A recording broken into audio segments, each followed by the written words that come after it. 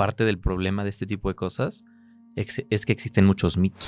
Entonces mucha gente también tiene ideas que no necesariamente son las adecuadas, pero que piensan que son las adecuadas. Al final, nuestro primer punto de información, nuestro principal, es el cliente, quien tiene el contacto más directo con las perritas en casa.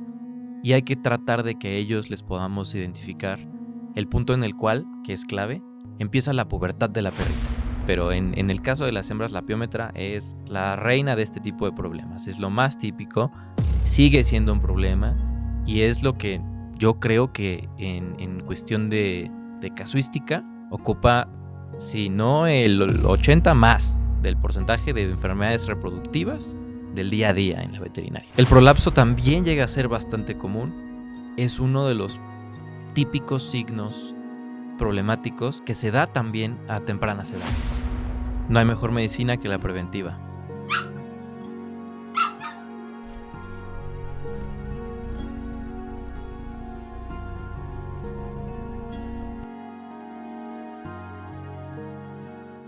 Esta es una producción de Estudio Cliar. Bienvenidos a su podcast Entre Vets y Peludos. Hoy vamos a tratar un tema, que nos influye tanto a machos como a hembras, de esas mascotitas que tenemos en casa. Y vamos a hablar acerca de estas enfermedades reproductivas, que muchas veces ni siquiera sabemos de estas enfermedades. Así que hoy tenemos al doctor Rodrigo Valverde. Hola, Doc, ¿cómo estás? Hola, muchas gracias por tenerme aquí. Buenos días. Buen día. Así que tú nos vas a contestar acerca de estas preguntas, ¿verdad? Porque Claro. muchas veces tenemos dudas, inquietudes, o ni siquiera sabemos de la existencia de estas enfermedades. Efectivamente, sí, es algo muy común que tengan dudas, como dices, y que muchas veces de las dudas surjan nuevos temas que no se conocen, porque es muy común que haya este tipo de problemas y, pues, valga la palabra, aunque suena feo, mucha ignorancia en ese aspecto. Así es. Ujú. Y a veces no es porque no tengamos el tiempo, el dinero, las ganas de llevar a nuestra mascota al médico. Simplemente, como dices, el desconocimiento de esos temas y pensamos que es algo normal, que a lo Exacto. mejor mañana, pasado mañana se le quita, pero no, muchas de esas veces va avanzando. Efectivamente, Abigail. De hecho, yo me atrevería a decir también que parte del problema de este tipo de cosas es que existen muchos mitos. Entonces, mucha gente también tiene ideas que no necesariamente son las adecuadas, pero que piensan que son las adecuadas. Y de ahí surgen justamente este tipo de detalles, como bien comentas.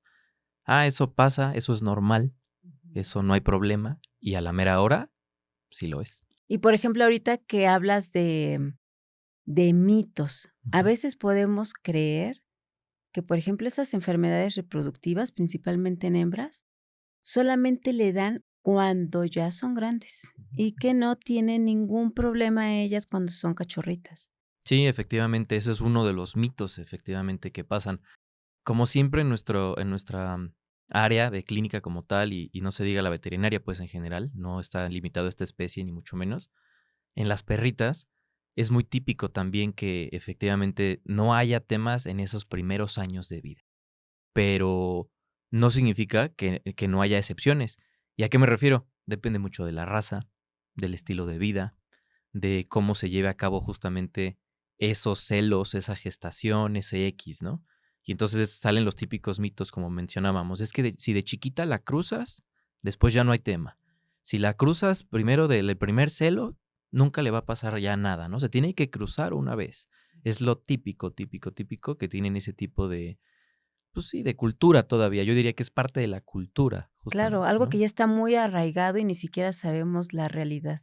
Definitivamente. Y ni nos metamos en gatos. Es peor, me explico, se desconoce aún más en la cuestión de los gatos, ¿no? Es típico que también la gente dice, no, la gatita se preña y solita hace todo, ¿eh? Y solita hace, y solita le pasa, y solita, ¿esa para qué la voy a esterilizar? Ujú, Muchas exacto, de esas cosas, ¿no? así es. Oye, pero entonces cuéntanos, antes de que ya nos metamos a hablar de todos estos asuntos, cuéntanos, ¿quién eres tú? ¿A qué te dedicas? ¿Qué haces? Yo ya te conozco, pero allá nuestros amigos, cuéntales un poquito acerca de ti, por favor. Quienes no me conocen como tal, yo soy Rodrigo Valverde Aceves, yo estudié la veterinaria aquí en la UAC, ya hace unos añitos que ya salimos, me refiero salimos porque Soy de Bet101, tal vez nos hayan ubicado alguna vez con las redes y demás que es tan popular hoy en día. Ya llevamos prácticamente 10 años, si no es que un poquitito más, con esta clínica, con este tipo de atención. Nos dedicamos 100% a perros y gatos. Y bueno, me digo nos porque yo considero que Bet101 es una familia, pero sobre todo Silvia Limones y yo somos justamente socios, fundadores de la clínica como tal. Siempre quisimos hacer este tipo de atención, de hospital, ahora sí que todo el tipo de clínica en general. Y prácticamente eso lo resume, o sea, digamos, todo lo que hacemos nosotros es eso, clínica veterinaria, en la cual justamente damos todo tipo de atención. Bet101 se dedica justamente a explicar desde las bases hasta lo que se necesite, resolviendo todas las dudas en general, es lo que tal vez podría definirnos como tal en la veterinaria. Entonces, la labor que tenemos como médicos, la verdad es que no nada más es en el consultorio, también es afuera del consultorio para seguir enseñando a mucha gente, como lo estás haciendo ahorita también. Sí, desde luego, o sea, gran parte de la iniciativa de venir a este tipo de podcasts y cosas es justamente seguir difundiendo, tratar de romper barreras entre esa cuestión tutor-veterinario. Oye, ya vamos a meternos entonces ahora sí al punto que nos trajo aquí. Venga, Te preguntaba hace un rato y platicábamos acerca de ese mito que tenemos de que nada más enfermedades reproductivas, perritas o gatas, que ya son grandes, y que a las pequeñitas pues no les pasa absolutamente nada. ¿Es cierto esto? para nada. En realidad es muy importante que señalemos un punto clave en esta pregunta como tal. Gran parte del desconocimiento de este tipo de cosas es porque en nuestro país no se hace la investigación. Gran parte de los hallazgos que se tienen en cuanto a hembras que son justamente más jóvenes va a raíz de que se hace investigación en estos temas. Entonces se sabe, por ejemplo, que las perritas que llegan a tener problemas de ciertas razas, como decíamos y demás, en edades tempranas, justamente tiene que ver con hembras reproductoras en su mayoría. ¿A qué me refiero? Hembras que se les dedica a hacer para la reproducción. Son hembras que típicamente se empiezan a cruzar desde tempranas edades, obviamente no se esterilizan, etcétera, y que se tienen unas inducciones de estrógenos y otro tipo de hormonas que las empuja un poco, las encajona a que tengan más problemas a edades tempranas. Volvemos a lo mismo. Hay razas que son un poquito más predispuestas y todo, pero definitivamente no es una limitante la edad en estos casos. Sí es un poquito más común en hembras un poquito más grandes, pero no significa que a hembras jóvenes no les pase. Y está subdiagnosticado en nuestro país. Si luego también creemos que con el celo, como decías hace un rato, pues llegan los cambios, sí. Hay cambios que son muy evidentes y nosotros como tutores podemos ver esos cambios en nuestras perritas. Pero ¿cómo podemos distinguir de esos cambios fisiológicos que se tienen propios del celo y otros cambios, pero que pueden ser como alertas por alguna enfermedad que pueda tener nuestra perrita? Yo creo que eso es un punto clave, efectivamente, es parte de lo que nosotros tratamos de hacer en consulta conforme a la educación del cliente. Al final, nuestro primer punto de información, nuestro principal, es el cliente, quien tiene el contacto más directo con las perritas en casa. Y hay que tratar de que ellos les podamos identificar el punto en el cual, que es clave, empieza la pubertad de la perrita. Dependiendo la raza, como les digo, depende la edad como tal en la cual entra, pero normalmente estamos hablando de que esa pubertad, así como con nuestra especie, con los humanos, pues es el punto en el cual esas hormonas ya empiezan a tener una función muchísimo más marcada y una cantidad más amplia en el organismo, ¿no? Entonces, cuando llegue este punto es cuando nosotros podemos empezar a ver el primer celo de nuestra perrita, y que empezamos a ver esos cambios en esas actitudes y demás, ¿no? No se digan los gatos también. Se vuelve difícil ver este tipo de signos, como comentas, cuando se trata de razas pequeñas, que son las más populares hoy en día, porque, por ejemplo, podríamos decir que los inicios del celo es ese sangradito, tiene ciertas características, es una sanguaza, que a veces le decimos, es una sangre diluida, que es la normal, de ser que se diferencie en cuestión de que sea un signo de un sangrado más oscuro, más oloroso, ahí ya es más problemático. Y sin embargo, como les digo, en razas pequeñas es más difícil de observar. En gatas es casi imperceptible y sin embargo, por ejemplo, hay otros signos que se combinan con ese tipo de celo y demás, como les digo, ¿no? Empieza a haber cambios en la actitud, Las gatas empiezan a estar más deseosas de salirse, tienen más iniciativa. Las perritas están más ansiosas, como que no tienen este tipo de actitudes normales de comodidad, se sienten incómodas. Empiezan obviamente a buscar también más olores, más machos, etcétera. Tienen este tipo de cambios de actitudes. Y eso, aunque ronda dentro de lo normal, hay que conocerlo, porque si uno no sabe, va a pensar que eso es un signo que pudiera significar algo malo, ¿no? Sin embargo, justo como les mencionaba, si empieza a haber cambios de los que ya conocemos que son normales, es donde es más fácil identificar estos signos de alerta que me preguntas, ¿no? Cambios en la coloración de la secreción, olores, mucho lamido, por ejemplo, le empieza a molestar, empieza a tener ahí como que prurito, pues comezón en general. Esos podrían ser de principio significativos. Y no se diga, claro, lo que conlleva con cualquier otro tipo de enfermedad, que ya es más difícil darle la relación a algo de este estilo, ¿no? Pero en combinación es más fácil.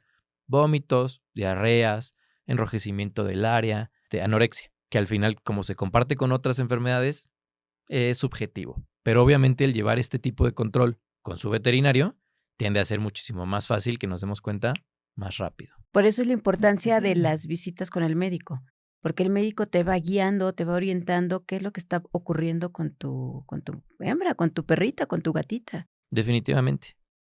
Oye, y entonces nos hablabas de las edades en las que las hembras Ujú. de raza pequeña, que normalmente es lo que tienen más en casa, Más común. y las de raza grande. Ujú. ¿En qué edades más o menos, dependiendo de esta situación de la raza?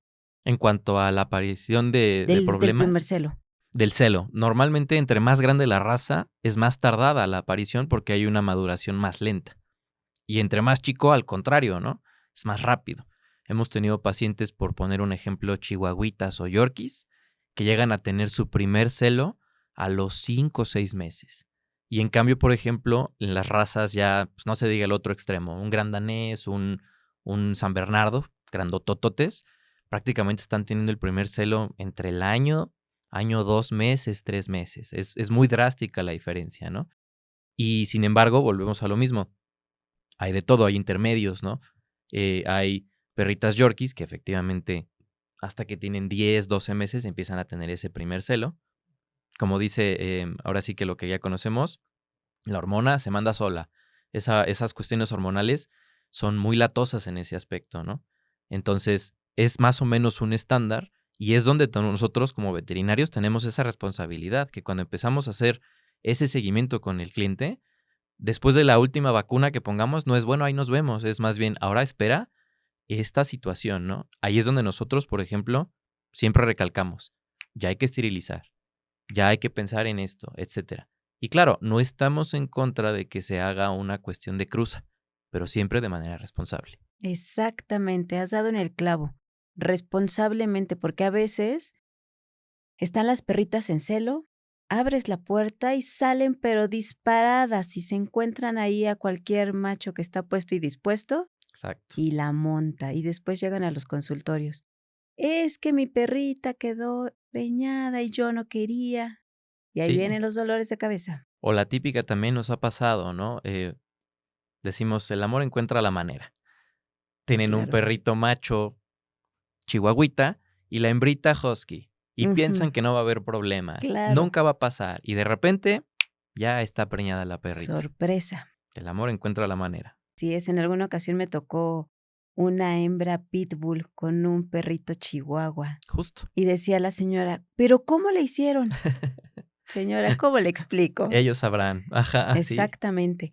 Oye, pero también sé que hay enfermedades justo por esta situación de no esterilizar. Ujú. ¿Cómo qué enfermedades son las más comunes en las hembritas? Pues definitivamente tendríamos que poner hasta arriba, hasta arriba, hasta arriba, por lo menos aquí en nuestro país, pero estoy seguro que mundial, la famosísima piómetra. La piómetra es la típica, típica, típica. Hablando de hembras además, ¿no? Porque en Sí. macho es otra historia, pero en el caso de las hembras, la piómetra es la reina de este tipo de problemas. Es lo más típico, sigue siendo un problema y es lo que yo creo que en cuestión de casuística ocupa, si no el 80 más del porcentaje de enfermedades reproductivas del día a día en la veterinaria. Así es, y que son emergencias normalmente. Pero cuéntanos entonces, ¿qué es una apiómetra? Muy bien, pues mira, como tal, la apiómetra se definiría como una infección cervicuterina. Ya es como tal infección porque el nombre lo dice, el sufijo pio es que hay una cuestión bacteriana, ¿no? Está relacionado con lo que dices de la edad, porque tiene que ver con cambios hormonales. Al final tiene que ver con esa cuestión de que el útero como tal, como órgano, se prepara para albergar nueva vida, ¿no? ¿Y qué pasa? Cuando existen este tipo de cambios hormonales, desgraciadamente también el preparar ese tipo de órgano para ello inmunomodula, porque no podemos tener a todo mundo involucrado en ese punto. Entonces es muy típico que llega a ser en las hembritas más grandes, más común, porque el cuerpo no es lo mismo después de ciertos años, ¿no? Claro. La piómetra se manifiesta justamente porque se da típico después de que fue el ciclo estral como tal.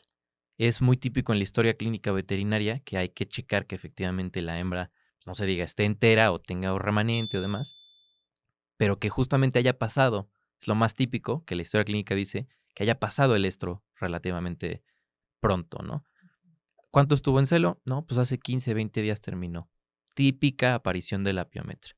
Entonces, bueno, es una infección de esa parte cervicuterina, la cual normalmente se manifiesta con pues una secreción mucoporulenta. No necesariamente es visible, porque desgraciadamente hay esa de tipo de piómetra también cerrada, ¿no? Abierta y cerrada, Así dependiendo del es. cérvix. Pero justamente va por ahí. Una infección localizada en esa parte que la verdad, si no se atiende a tiempo, es total y completamente mortal.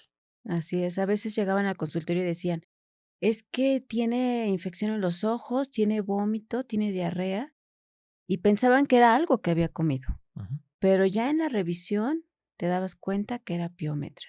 efectivamente. Entonces, pues puede tener mucha sintomatología, muchos signos diferentes, pero que es una enfermedad que debemos de atacar de emergencia. Totalmente. Y desgraciadamente ese es el tema con la piómetra. No es algo tan visible como una herida externa, como un problema de este estilo, y se comparte con muchos signos en otro tipo de enfermedades, más cuando es cerrada, ¿no? Porque es muy típico que cuando es abierta y que está la secreción mucopurulenta vaginal, pues listo, ¿no? Sí, es más evidente. Más evidente y además de todo, pues está saliendo gran parte de este pus y demás. Entonces la perrita tiende a aguantar un poquito más también. Pero es muy típico que efectivamente se junta con ello y llegan ya, como bien comentabas tú, de emergencia, ya con un abdomen distendido, con un cierto tiempo de evolución en el que nos tardamos en dar cuenta ahí en casa y ya son situaciones más complicadas. Yo siempre les digo que cuando tenemos esa situación, mientras más rápido actuemos, es mejor. Y a veces por la situación económica, por la situación de trabajo o de cualquier otra índole, no pueden hacer o esa inversión para hacer la cirugía. Pero hace rato nos decías, Sí, si se hace una esterilización temprana, no tendríamos ese problema después. Cuéntanos de eso, por favor. no hay mejor medicina que la preventiva. Literalmente ese es el detalle, es justo lo que nosotros abogamos día a día. El hacer una esterilización temprana garantiza que no vamos a tener problemas de este estilo, por lo menos hablando de la piómetra, pero no solamente se queda ahí, Abigail. La verdad es que nosotros estamos muy a favor de este tipo de situaciones en las que hagamos y promovamos este tipo de esterilización temprana, porque las estadísticas no mienten. El hecho de que se esterilice a una edad temprana es muy diferente a que se corrija una piometra, porque uno puede decir, bueno, la esterilizo después, chin, me ganó con una piometrita, pero la salvé, la vi a tiempo y la esterilicé. Esto es muy distinto porque al haber pasado ya esta cuestión que te platicaba hormonal, ya cambiaron muchas cosas, no solamente en ese útero, sino también en general en la perrita. Entonces, las estadísticas no mienten, te decía, porque entonces bajan las incidencias de aparición de cáncer de mama, por poner uno de los más claros, cáncer de mama y cáncer de algunas otras índoles y algunos otros tipos de enfermedades, que al final haciendo esta cuestión preventiva, prácticamente erradicamos esa posibilidad. Así es. Y les voy a hacer la recomendación, si no han visto ese episodio de tumores en glándula mamaria, denle una checadita y vayan a ver ese episodio porque también está muy interesante. Muchas veces en este tipo de situaciones, como decíamos al principio, dejamos muy de lado a las gatas y creo que también es muy importante. Hoy en día, por lo menos nosotros, por ejemplo, hemos notado desde el año pasado que nuestra incidencia de pacientes en cuanto a gatos ha aumentado Sí. drásticamente. Entonces creo que es súper importante también abordarlo. Aunque la aparición de piómetras en las gatitas es muchísimo menor por su cuestión fisiológica, por cómo son las gatitas y todo, de todas maneras también sigue siendo una realidad aquí, hoy en día en México, que todavía dejamos salir a nuestras gatitas a la calle en gran medida. Entonces también, si no es más importante, por lo menos es igual de importante esterilizar a nuestras gatitas también. También les puede dar piómetra, también hay problemas de este estilo y además son gatos y tienen otra serie de enfermedades. Entonces, no hay que dejar de lado a las gatitas, por favor. La mayoría de las veces tenemos perro, perra, pero afortunadamente también, pues, digo afortunadamente porque a mí me gustan los gatos, Ujú, ya la población de personas o de gatos en casa va aumentando. ujú. Entonces, también esa gente que tiene mascotitas de gato o de gatita, pues ya está tomando como responsabilidad también de que hay que llevarlos al veterinario. Está haciendo conciencia también de que esos gatitos, esos animalitos, deben de ser atendidos también. Y que no están exentos de enfermarse, sobre todo Exactamente. eso.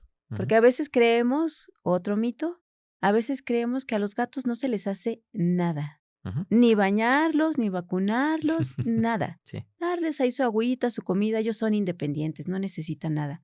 Pero como ya no lo recalcaste, también tienen enfermedades, también necesitan cuidados.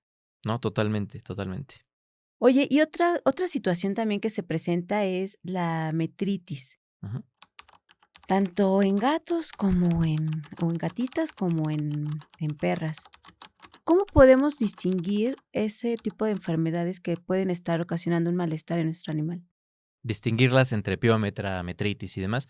Pues mira, en realidad, dentro de lo que cabe, sí son bastante distintas. Digamos, es como si también habláramos de una cuestión de vaginitis, etcétera. Afortunadamente, por poner el ejemplo, quise ponerlo así de la vaginitis, es visible, prácticamente, esa sí es más fácil de discernir y sin embargo se pueden compartir entre ellas, o sea, puede haber una enfermedad con otra en general, ¿no? Ahora, hablando de la metritis como tal, la aparición más típica de la metritis es posparto. ¿Me explico? O sea, digamos, es cuando ya hubo un detalle de parto y demás, y se tiene esta aparición de estos signos, ¿no? Definitivamente para poderlas y distinguir una entre otra, pues es difícil que lo hagamos solos, a que no lo hagamos con el veterinario, ¿me explicó? Porque los signos sí tienden a compartirse entre varias de ellas enfermedades, como decíamos.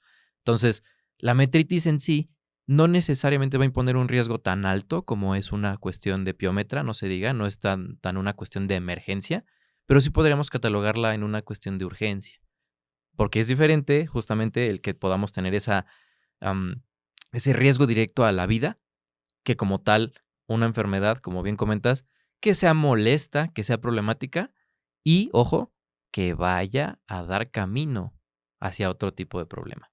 El no atender una metritis en ese punto puede encaminarnos a que se haga con mayor incidencia, con mayor facilidad, una cuestión infecciosa tipo piómetra. ¿Me explicó? Ujú, Entonces sí, claro. efectivamente, eso dicta que no podemos quitarle importancia. ¿Me doy a entender? Aunque es una situación que podríamos decir, es que ahí dijeron que no impone riesgo a la vida, no significa que no vaya a tenerse que atender y que no vaya a encaminar hacia otro tipo de problema. Claro, que no vaya a derivarse en alguna otra situación que ponga en riesgo la vida de nuestro animalito. Efectivamente. Oye, y otra cosa también que se puede presentar Ujú, es la pseudogestación. Y a veces podemos creer, ay, mira qué bonita, qué tierna nuestra perrita. ujú, Está aquí creando animalitos que ni siquiera son suyos, ujú. algún peluche, lo que sea. Sin embargo, esto ocasiona alguna otra situación en nuestra perrita principalmente. ¿Qué es eso? ¿Por qué se da esa pseudogestación?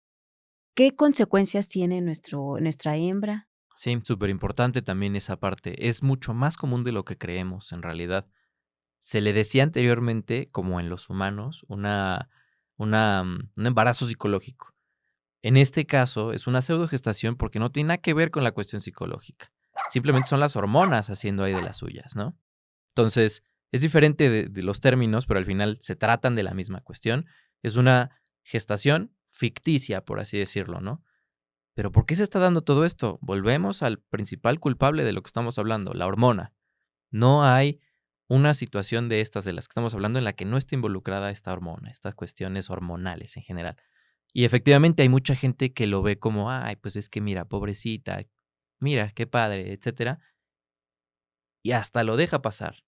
Nos ha pasado en situaciones en las que nosotros llegamos a atender problemas reproductivos que van a consulta, como por ejemplo una galactorrea, una producción de leche de la nada, ¿no? Y que la gente nos comenta justamente, no, pues es que ya le había pasado antes, ya le había pasado 2, 3 veces. De hecho, en alguna ocasión tuvo así que como si pariera, ¿no? No engordó, obviamente, pero sí sacó líquido y ya ahí andaba y como que andaba agarrando un peluchito, como bien comentas, etcétera, ¿no?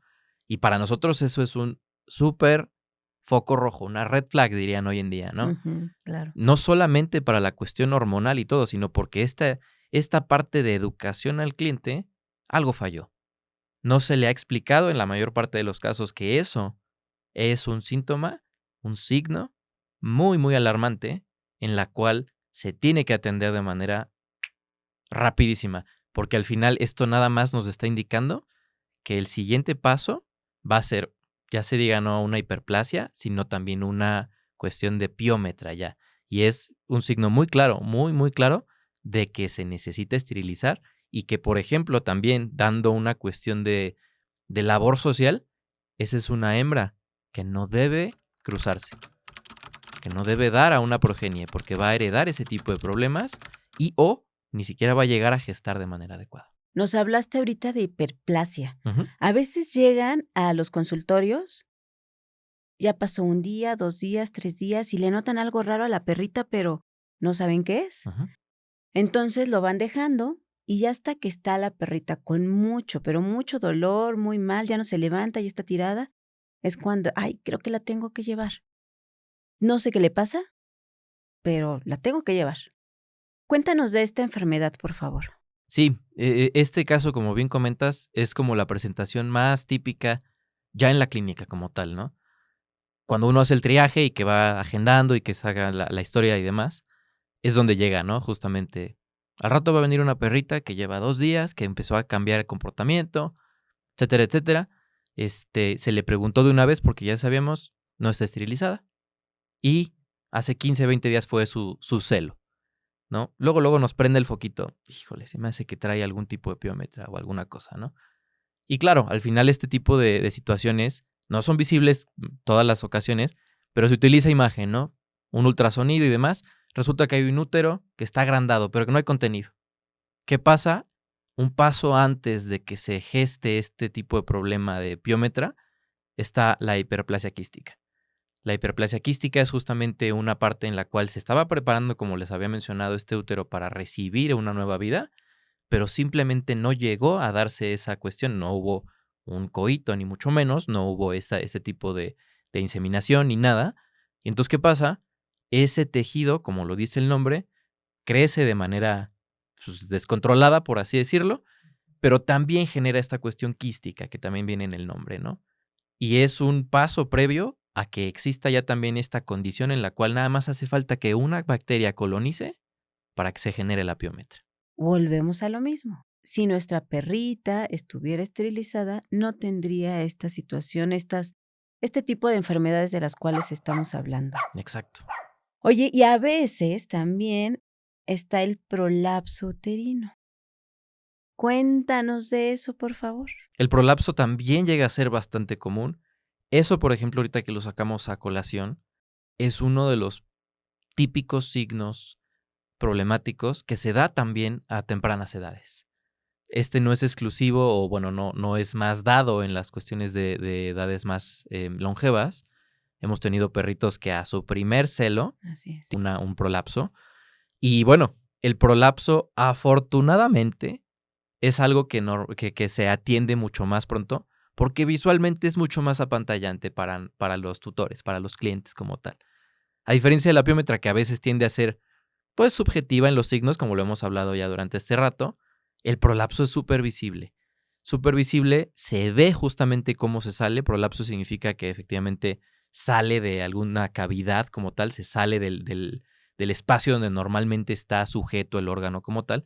Entonces imagínense, obviamente, si su perrita de repente está, por poner un ejemplo, orinando en el patio, salió a hacer pipí, etcétera, y de repente la ven y chin, está salido una bolsita ahí medio color piel horrible, pues uno se espanta, obviamente, ¿no? Entonces es algo que normalmente sí se atiende con mayor regularidad porque los dueños se espantan de ello, ¿no?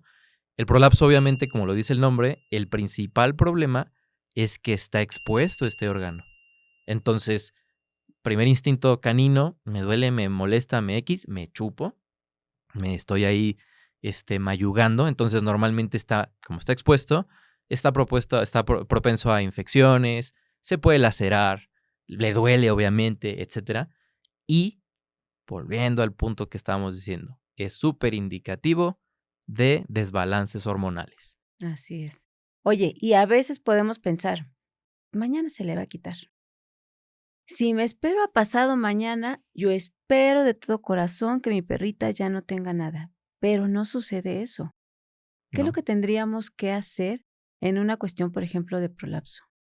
Totalmente. Órgano salido, expuesto, le duele, la ven molesta a la perrita, etcétera. Creo que la manera más fácil de abordar este tipo de cuestión, y eso se los digo yo siempre a los clientes en las consultas, si te estuviera pasando a ti, no te esperarías. Claro. Literalmente. Entonces, es tan fácil como eso. Nosotros decimos que es una cuestión lógica, pero pues nosotros somos médicos. Tal vez a uno no se le hace tan común el pensar ay, la tengo que atender. He visto perritas que no les pasa nada, etcétera, ¿no? Tal vez ese es más el pensamiento. Pero creo que teniendo esa lógica es más fácil dictar qué tan necesario sería, ¿no? Si a mí me estuviera pasando esto, luego iría a buscar atención médica, ¿no? Entonces les decía al principio cuando hablamos de esto, del prolapso, está expuesto el órgano, está expuesto a que vaya a estar infectado, que vaya a tener una cortada, una laceración, un golpe, un X, ¿no? Imagínense, el perrito no está consciente de ello y no dice, ay, espérame, me voy a ir a echar a donde esté limpio. Nada más al echarse al piso, a la tierra, al pasto, ya es un contacto directo con bacterias, hongos, etcétera, ¿no? Entonces, desde luego, es algo que se tiene que atender. No es algo que en ese punto vaya a poner en riesgo la vida de la perrita. Obviamente depende del prolapso. Hemos visto prolapsos muy sencillos que se atienden a tiempo y hemos visto prolapsos completos, los cuales obviamente sí ya atentan ante la vida de la perrita. Pero de todas maneras, sea cortito, sea grande, sea todo, hay que atenderlo lo más pronto posible. Y de todas estas enfermedades que ya estuvimos hablando ahorita, hay un secreto que no es secreto, Ajá. que nos ayudaría entonces, que ya lo estuvimos diciendo, pero vamos a reafirmarlo otra vez por si a alguien no le quedó claro. Claro. Todas estas enfermedades y muchas otras más se pueden prevenir con una sola situación. Cuéntanos qué es, por favor. Claro, sí. Como disquito rayado decimos, esterilizar. La esterilización es hoy en día una medida preventiva que está al alcance de todos. ¿A qué me refiero? Sí, sabemos que es complicado pagar cirugías, es más caro, por ejemplo. Muchas veces nos da miedo como tutores la cuestión anestésica, el que tengamos que meter a nuestra perrita a una situación en la que va a estar sedada porque los médicos nos dicen que es un riesgo, etcétera, etcétera. Pero al final tener nosotros una perrita en nuestro haber, en nuestra casa, bajo nuestro cuidado, es una responsabilidad. Entonces, creo que ya lo hablaban en otro de los episodios, tener un perro es una responsabilidad. Entonces, dentro de esa misma responsabilidad está eso. Nosotros no nos negamos y no nos cerramos a que se pueda hacer una cruza responsable. Pero una cruza responsable implica lo que toda esa palabra y ese peso que tiene esa palabra conlleva. Ser responsable es hacer todo lo que conlleva este tipo de situación. Y volvemos a lo que les comentaba en la cuestión pasada del prolapso. Si lo vamos a hacer, hagámoslo bien. Hay que hacer las cosas si vamos a cruzar a nuestra perrita como dicta. Ultrasonidos, placas, alimento especial, saber a qué estamos metiéndonos, todo lo que conlleva. Entonces, si no lo vamos a hacer, que es la mayor parte de los casos, esterilizar. Invertir ahorita en la esterilización cuando está joven nuestra perrita, cuando todavía no hay un problema, es preventivo y nos va a ayudar a que nuestra perrita no solamente esté sana más tiempo, sino que nos dure más, que sea una perrita más longeva, que tengamos más tiempo de calidad más calidad de vida con nuestra perrita a la larga. Con la esterilización nos evitaríamos muchos dolores para nuestra perrita, para nuestra gatita y también para nosotros, incluso, como dices, para el bolsillo también. Porque Exactamente. una cirugía programada, pues nuestra perrita, Uf, nuestra gatita está sana. no, No hombre, pone en riesgo su vida, como por ejemplo con una apiómetra. por supuesto. Entonces, por muchos factores, si le veamos por donde le veamos, la esterilización, la prevención es lo mejor. Sí, desde luego. Y qué bueno que lo comentas. Muchas veces, como clientes, nosotros, sea lo que sea que estemos nosotros buscando, pues gran parte de lo que nos interesa como clientes, les digo, no importa si es esto, si es un café, si es X, el precio marca muchas veces la diferencia. Hay que llegarnos por el bolsillo a veces. Y definitivamente la medicina preventiva es mucho más barata. Si de principio se nos hace caro el pagar una esterilización preventiva profiláctica, ni se imaginan lo que puede llegar a costar un manejo de un apiómetra. Claro. Y no se diga que al final está en riesgo la vida de nuestra mascota. Entonces eso marca la diferencia.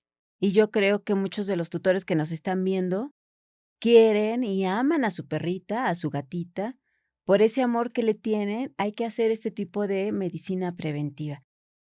Doc, ya estamos casi por terminar este episodio dedicado a algunas de las enfermedades reproductivas en hembras. Ujú. ¿Qué último mensaje les darías a esos tutores que te gustaría que lo incorporaran a su vida? Parte de lo que mencionábamos es súper importante. Tener una comunicación efectiva con nuestro médico veterinario de confianza es clave. Muchas veces nosotros, como pueden ver en este tipo de episodios y todo, dejamos de lado alguna de la información porque es muy amplio todo lo que se tiene que cubrir. Entonces, cuando estamos hablando de este tipo de situaciones, el acercarnos a nuestro médico veterinario y poder tener esa comunicación efectiva es clave. Si nosotros como dueños, como tutores, tenemos esta información a la mano, podemos prevenir muchísimas cosas. Y créanme, se los digo por experiencia, cuando uno tiene ese clic con el cliente, el médico como tal, con el cliente, es muy a gusto, es muy fácil, es muy suavecita la cosa. Y es más fácil que nosotros como tutores tengamos la iniciativa entonces de confiar y de hacer este tipo de situaciones preventivas. Todo se resume a eso. Si se dan cuenta, todo este tipo de enfermedades que estamos hablando están totalmente relacionadas a la hormona y hay una sola solución para todos desde el principio. La esterilización temprana con esa información de antemano. ¿Sabes qué? No quiero esterilizar, quiero cruzar, entonces necesito que me digas absolutamente todo lo que necesito y hacer caso a los profesionales de la salud. Para eso estudiamos, para eso estamos aquí y la verdad es que a nosotros nos da muchísima más paz, nos da muchísimo más gusto poder ver a nuestros pacientes sanos porque están siguiendo indicaciones. Entonces, júntense con su veterinario, prevengan La medicina preventiva nos ayuda muchísimo. totalmente. Doc, no quedamos aquí porque también los machos tienen enfermedades reproductivas. Totalmente. Entonces, ustedes no se pierdan el siguiente episodio porque, así como hay problemas reproductivos con las hembras, perritas o gatitas, también en los machos. Y muchas de las veces, como hablábamos desde un inicio en este episodio, no tenemos el conocimiento de qué es lo que le está pasando a nuestro perro o a nuestra perra. Entonces, no se pierdan el siguiente episodio porque está enfocado a enfermedades reproductivas de los machos. Doc, muchísimas gracias por toda esta información que nos diste, que es de gran valor, y espero que muchas de las personas que nos están viendo hagan conciencia de todo esto que nos estuviste diciendo, Yo espero también que de algo haya servido toda esta plática. ¿verdad? ¿Te quieres despedir de nuestros tutores? Muchas gracias. Estamos en contacto. Por aquí nos vemos. Muchísimas gracias por vernos, por escucharnos. Espero que hubieran disfrutado de este episodio, que hubieran aprendido muchas cosas. Si no les quedó claro, vuélvanlo a ver. Y si todo lo entendieron, ya saben, compartan toda esta información, porque de verdad les prometo que es oro toda esta información, tanto para ustedes como para sus mascotas. Así que nos vemos en el siguiente episodio. Esto fue en Entre Vets y Peludos. Muchas gracias.